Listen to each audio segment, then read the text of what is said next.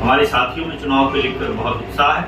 हमारी पूरी टीम मजबूती के साथ चुनाव के लिए पूर्ण रूप से तैयार है। पार्टी जल्द ही टिकटों का ऐलान करेगी और बहुत सारे साथियों ने आवेदन किया है।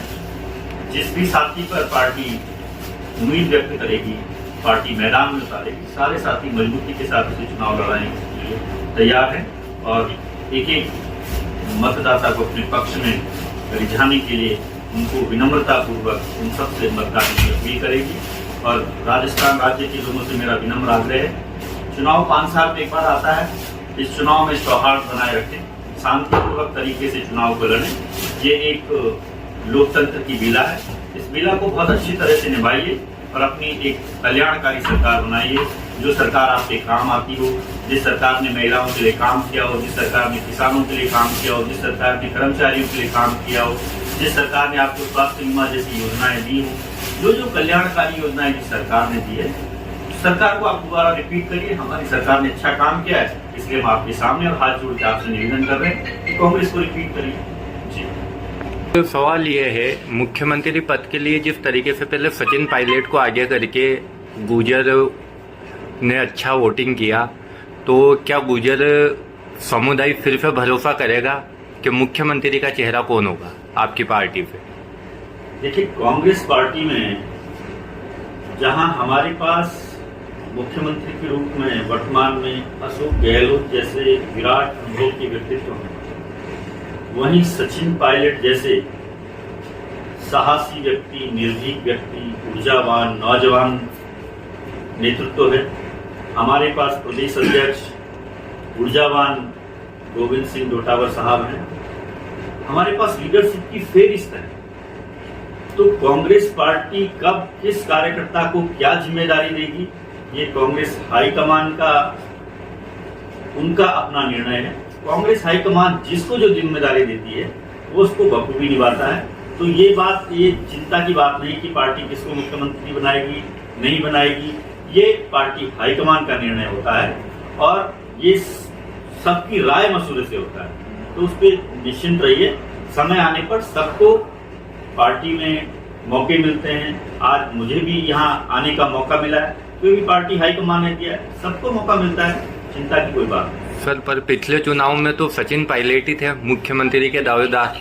मैंने कहा ना, सचिन पायलट बहुत ऊर्जावान, बहुत क्षमतावान साथी हैं और एक कुशल संगठन करता है, तो हमें घबराने की जरूरत नहीं है। हमारे सर, भाजपा वाले एक आरोप लगाते हैं कि देश के अंदर कोई भी घटना होती है, वो बीजेपी शासित राज्य में होती है तो कांग्रेस के आला कमानों के सबके ट्वीट होते हैं, लेकिन राजस्थान में अगर कोई घटना होती है तो कांग्रेस के हाई कमान क्यों चुप रहते हैं? देखिए, आप सबको पता है कि भारतीय जनता पार्टी देश भर में या विश्व में कोई भी घटनाक्रम होता है तो उस घटनाक्रम को एक धार्मिक एंगल देती है। हम लोग ऐसा नहीं करते। हम लोग संविधान को मानने वाले लोग हैं, हम लोग रूल ऑफ लॉ को फॉलो करने वाले लोग हैं, हम लोग विधि के शासन में भरोसा करते हैं, इसलिए विधि के अनुकूल ही काम करते हैं। हम कानून के अनुकूल काम करते हैं, हम संविधान में भरोसा करते हैं, इसलिए हम बहुत ज्यादा ट्वीट और इन सब पर इसलिए भरोसा नहीं करते हैं क्योंकि जो चीजें संविधान सम्मत होती है उसी बात को कहते हैं, जो संविधान सम्मत नहीं होती है उस बात को हम नहीं कहते हैं। रामगंज मंडी की हिस्ट्री आप सबको पता है। कांग्रेस यहाँ पर पिछले 3-4 बार से नहीं जीती है और इस बार लोगों ने मन बना लिया है। बीजेपी को लोगों ने बार बार अपना कर देख लिया, वोट देते रहे हैं। अशोक गहलोत साहब की उनके काम भी लोगों ने देखे, तो लोगों के सामने एक पैमाना है, लोगों के सामने एक उदाहरण है। तो इस बार मैं घूम रहा हूँ, मैं भी रामगंज मंडी का दौरा मैंने किया है। स्टेट लीडरशिप ने सबसे बात की है, सेंट्रल लीडरशिप की बात कर रही है। आपने पिछले दिनों देखा राहुल गांधी जी की भारत जोड़ो यात्रा यहीं से गुजरी है और टिकट सबने मांगा है। मैं कल से सबसे मिल रहा हूँ, सब लोग मुझे मिले हैं, बहुत सारे लोगों ने मेरे पास भी अपने आवेदन दिए हैं। एक वादा मेरे से सबने किया है कि मैं तो टिकट मांग रहा हूँ, लेकिन पार्टी हाईकमान जिस पर भी मोहर लगाएगी, हम सारे साथी यूनाइट होकर उसको जिताने का काम करेंगे। तो ये वादा भी सब साथियों ने किया है तो इंटरनल सब साथी मजबूती से खड़े। ये लोकतंत्र है, अपने अपने लिए टिकट मांगना सबकी स्वतंत्रता है। कांग्रेस पिछली पराजय से सबक लेते हुए हमारी कांग्रेस आला कमान ने इतनी नियुक्तियां की है। हमारे रामगंज मंडी विधानसभा में 4 ऑब्जर्वर लगाए गए हैं।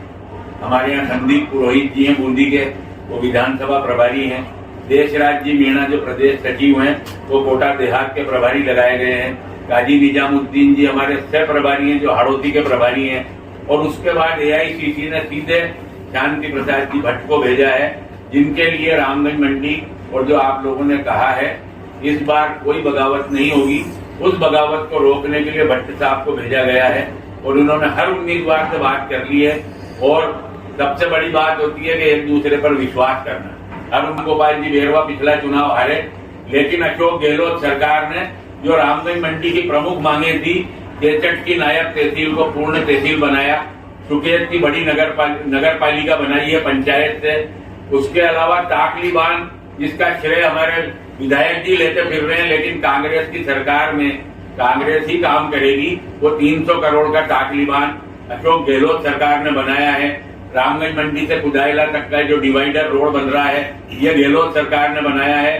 रामगंज मंडी इलाके में 13 Mahatma Gandhi English medium school खुले हैं, जो कांग्रेस सरकार ने खोले, जो हाड़ौती में सबसे ज्यादा खुले हैं।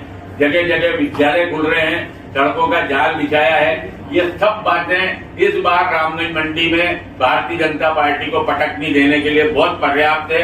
और आपके टिकट जारी हो जाएंगे, जब हमारी फाइनल लिस्टें आ जाएंगी, तब आप 200 की 200 सीटों पर देखेंगे तो आपको उसमें महिलाएं भी नजर आएंगी, आप उसमें नौजवान भी नजर आएंगे, आपको उसमें नए चेहरे भी नजर आएंगे, आपको उसमें आपके परंपरागत पुराने चेहरे भी नजर आएंगे, आपको हर तरह का तबका उसमें नजर आएगा।